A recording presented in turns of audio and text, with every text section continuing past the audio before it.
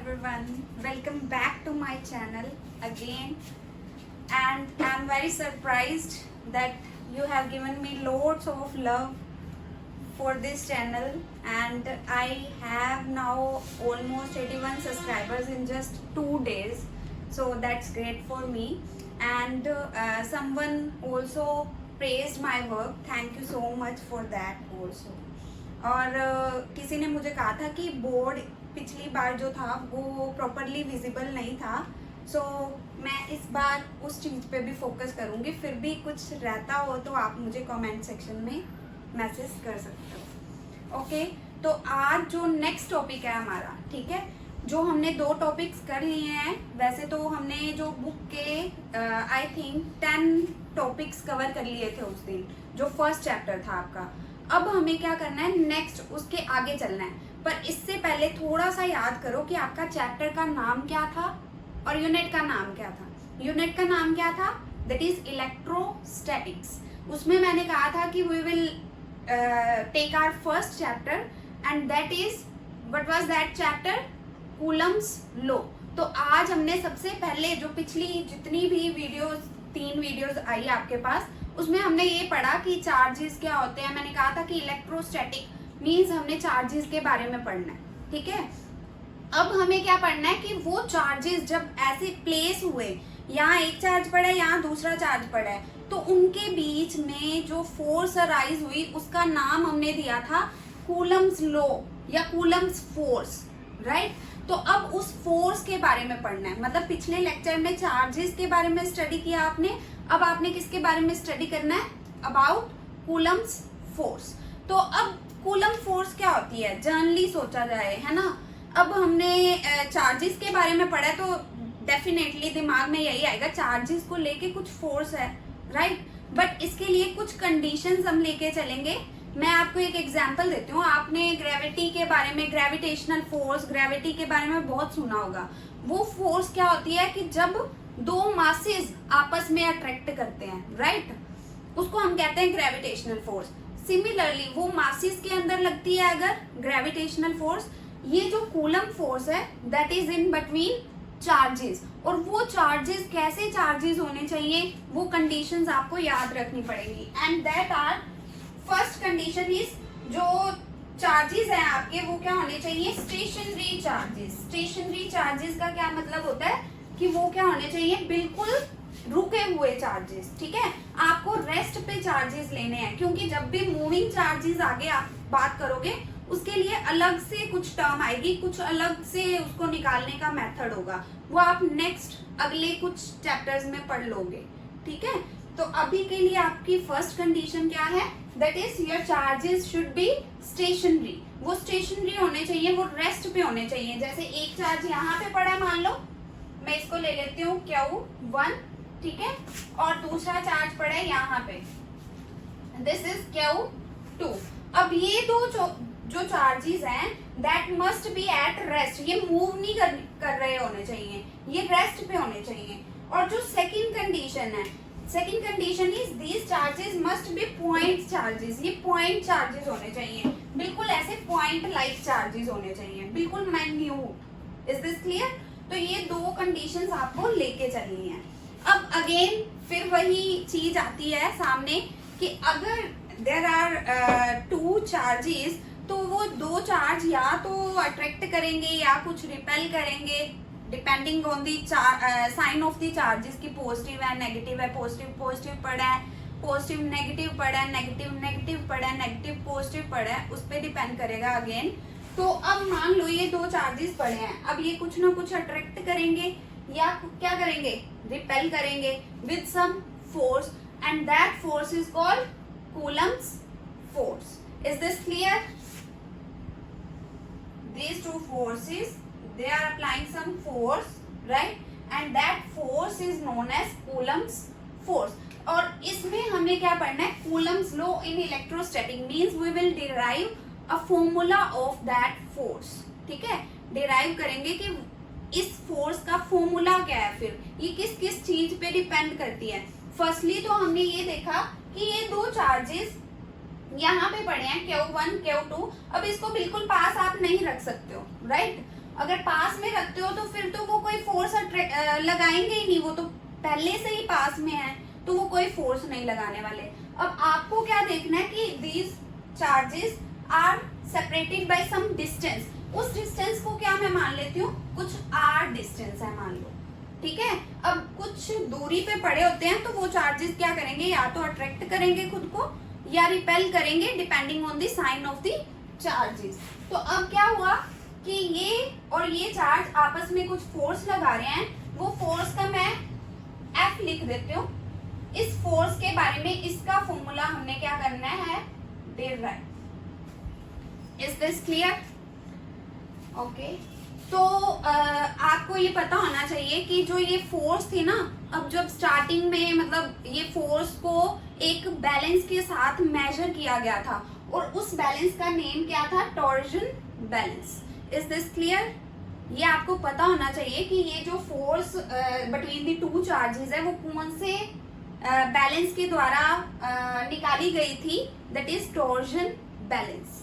Next is, अब इस मतलब पूरी चीज में क्या निकल के सामने आया जब उन्होंने फोर्स निकाली ये वाली, तो उनके पास क्या एनालाइज किया उन्होंने एनालाइज किया कि जो ये फोर्स है ये डिपेंड करती है कि चार्जेस कितने हैं, ठीक है, उन पे चार्ज क्या है, एक तो इस पे डिपेंड करेगी। तो हमने लिखा कि जो it states that 2 point charges attract और रिपेल, वो अट्रैक्ट करेंगे या रिपेल करेंगे, मतलब उन पे फोर्स होगी each other with a force which is directly proportional to, main thing आ गई आपकी कि ये जो फोर्स है with a force, ये जो फोर्स है that is directly proportional to, directly proportional हमें पता है कि हमें ऊपर लिखना है, तो proportional to product of magnitude of their charges।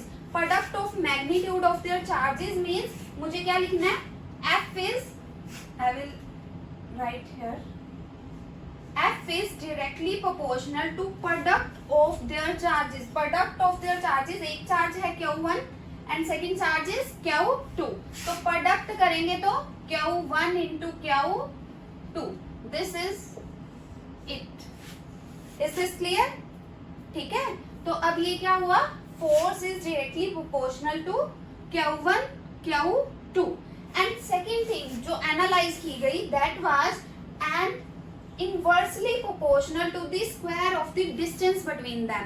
अब आप खुद सोचो कि अगर दो चार्जेस जो हैं वो एक यहाँ पे पड़ा है और एक बहुत दूर पड़ा है, तो आपको पता है अगर बहुत दूर पड़े हैं तो उनके अंदर फोर्स कम होने वाली है, राइट, इतनी ज्यादा नहीं होगी। अगर पास पास पड़े होंगे तो बहुत ज्यादा फोर्स होने वाली है उनमें, वो ज्यादा रिपेल करेंगे या वो ज्यादा अट्रैक्ट करेंगे, राइट, अगर पास पास हैं तो। अब उन्होंने भी यही बात कही, वो कहते हैं कि जो फोर्स है दैट इज, ठीक है, जो फोर्स है सेकंड जो उन्होंने बताया पॉइंट, मैं यहाँ लिख रही हूँ दोनों के दोनों पॉइंट। फर्स्ट उन्होंने चीज क्या बताई कि force is directly proportional to Q1 Q2 and second thing जो यहाँ पे बाहर आई दैट इज कि फोर्स जो है वो इनवर्सली प्रोपोर्शनल है आर स्क्वायर के। यहाँ देखो यहाँ क्या लिखा हुआ है, inversely proportional to square of distance. Distance क्या है इन दोनों में, आर, ठीक है, तो square of the distance means square लेना है आपको डिस्टेंस का और उसका क्या करना है इनवर्सली। इनवर्सली का और डायरेक्टली का मतलब समझ आता है ना कि अगर ये इंक्रीज करेगा, डिस्टेंस इंक्रीज करेगा, मान लो दूर हो गए जो आपके पॉइंट चार्जेस हैं, अगर ये दूर हो गए तो जो फोर्स है ये क्या करेगी, डिक्रीज, ये बढ़ेगा, ये नीचे की तरफ है ना, ये बढ़ेगा तो ये क्या होगा, कम। और इसका मतलब क्या है कि अगर चार्जेस जो हैं, जैसे चार्ज का मैंने आपको बताया था कि what are the units of charges, that is coulomb, कि मान लो अगर 2 कूलम वाले चार्ज हैं और एक साइड पे 4 कूलम वाले चार्ज हैं, तो 4 कूलम वाले चार्जेस जो होंगे वो आपस में ज्यादा अट्रैक्ट या रिपेल करेंगे। क्यों, उनके पास क्या है, ज्यादा चार्ज है, ज्यादा वो अपनी पावर है उनके पास, आप ऐसा कह सकते हो। तो अगर ये चार्जेस ज्यादा, इनकी वैल्यू ज्यादा होगी तो आपके पास फोर्स भी क्या होने वाली है, ज्यादा। मुझे नहीं लगता कि इसमें अब कोई दिक्कत होगी क्योंकि हमने 2 ही चीजें पढ़ी हैं, दैट इज हमने सबसे पहले ये डिस्कस किया कि ये फोर्स कहाँ से आई, राइट। ये फोर्स आई कि दो चार्जेस पड़े होते हैं जो क्या करते हैं, आपस में अट्रैक्ट रिपेल करते हैं, उसको हम फोर्स कह देते हैं, जिसका नाम हमने कूलम फोर्स रख दिया। सेकेंड थिंग इज, हमने फिर पढ़ा कि इसकी कंडीशंस क्या होती हैं। हमें पता होना चाहिए कि कंडीशंस क्या है इसकी, कि पहला कंडीशन है इसकी कि स्टेशनरी चार्जेस होने चाहिए, कि रुके हुए चार्जेस होने चाहिए। सेकेंड कंडीशन इज कि ये क्या होने चाहिए, पॉइंट चार्जेस होने चाहिए। फिर उसके बाद हमने पढ़ा कि ये फोर्सेस को कब एनालाइज किया गया था, तो ये कौन से बैलेंस के द्वारा एनालाइज किया गया। फिर हमने लिखा कि टॉर्जन बैलेंस में इसको, मतलब किसी साइंटिस्ट ने इस बैलेंस से इसको एनालाइज किया, जिससे उसने क्या डिटेक्ट किया कि जैसे जैसे चार्जेस बढ़ते जाते हैं, मतलब उनकी वैल्यू बढ़ेगी तो फोर्स बढ़ रही है। और दूसरी चीज उसने क्या एनालाइज की कि जैसे जैसे डिस्टेंस बढ़ता जा रहा है तो फोर्स क्या हो रही है, कम हो रही है, जिससे उसने ये पूरी स्टेटमेंट दे दी कि it is directly proportional, force is directly proportional to the magnitude of the charges, product of the magnitude of the charges and inversely proportional to the square of the distance between them. Is this clear?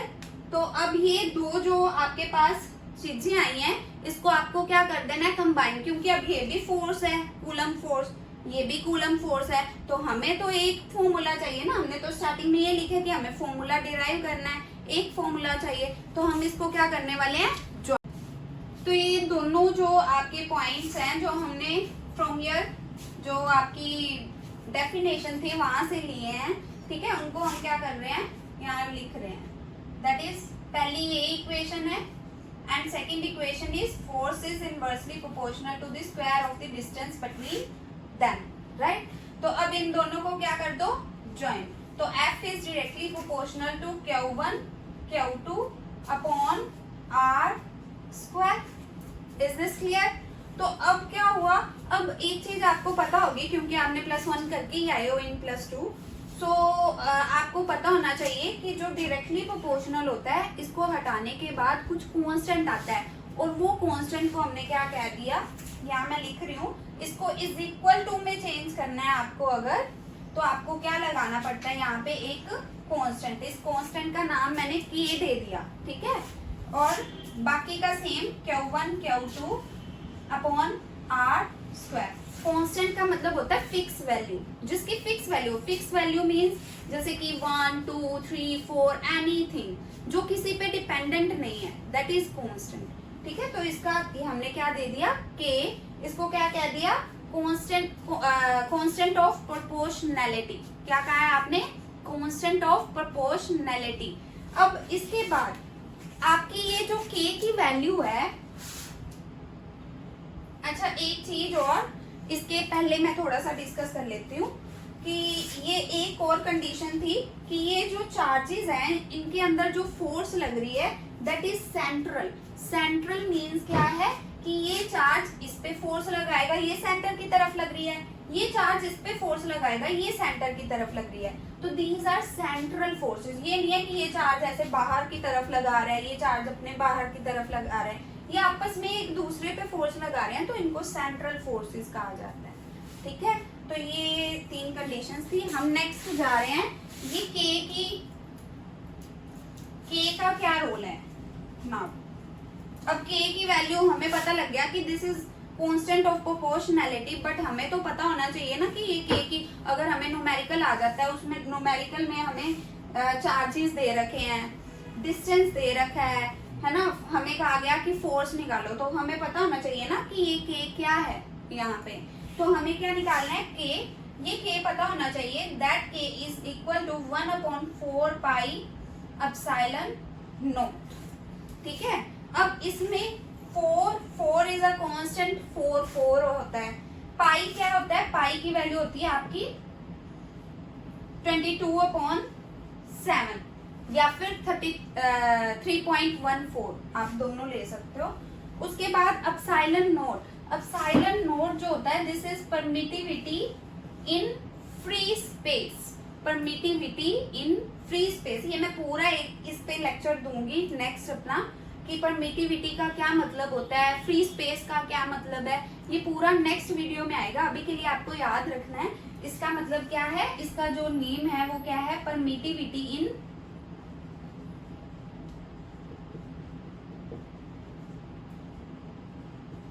Free space. Okay, तो इसकी जो value है वो भी क्या है, constant, that is 8.82 into 10⁻⁻12 और इसके यूनिट्स होते हैं कूलम स्क्वायर पर न्यूटन पर मीटर स्क्वायर। दोबारा से लिख रही हूँ, ये थोड़ा सा मिक्स हो गया, इसकी वैल्यू मैं यहाँ लिख रही हूँ। Epsilon naught is equal to 8.854 into 10⁻⁻12 coulomb square पर न्यूटन पर मीटर स्क्वायर। ठीक है, तो अब आपके पास क्या आ गई, ये पूरे की वैल्यू। अब आप इन तीनों की अगर वैल्यू पुट करते हो, 4 की, पाई की, एप्सिलॉन नॉट की, ये सब पुट करने के बाद आपके पास जो के आता है ना, दैट इज, याद रखना है आपको, 9 इंटू 10⁻⁹ ये वैल्यू आती है इसकी। ठीक है, तो इसको आप डायरेक्टली यूज कर सकते हो अपने फॉर्मूलाज में। ये आपको यहाँ तक याद रखना है बस। ठीक है, यहाँ हमारा ये लेक्चर ओवर होता है कि कूलम्स लॉ इन इलेक्ट्रोस्टैटिक क्या होता है। ठीक है, हमने सिर्फ फोर्स निकाली है, उसके बाद हमने डिस्कस किया कि इसको फॉर्मूलाज में कैसे यूज करें। यहाँ तक टॉपिक तो ओवर हो गया, बट हमें चाहिए था कि इसको फॉर्मूलाज में भी यूज करना है, हमें वो भी निकालने हैं, इसके न्यूमेरिकल्स भी निकालने हैं, जिसके लिए हमने के की वैल्यू फाइंड की। के की वैल्यू कैसे फाइंड की, K is equal to 1/4 pi epsilon naught. Epsilon naught एक बार आप याद रखोगे इसकी वैल्यू को, उसके बाद आपको क्या करना है, पाई की वैल्यू पुट करनी है, उसको सोल्व करने के बाद ये वैल्यू आती है, इसको बहुत अच्छे से याद रखना है। ठीक है, तो फिर उसके बाद क्या करना है, आपको इसकी सारे की वैल्यूज पुट कर सकते हो in your numericals. Thank you.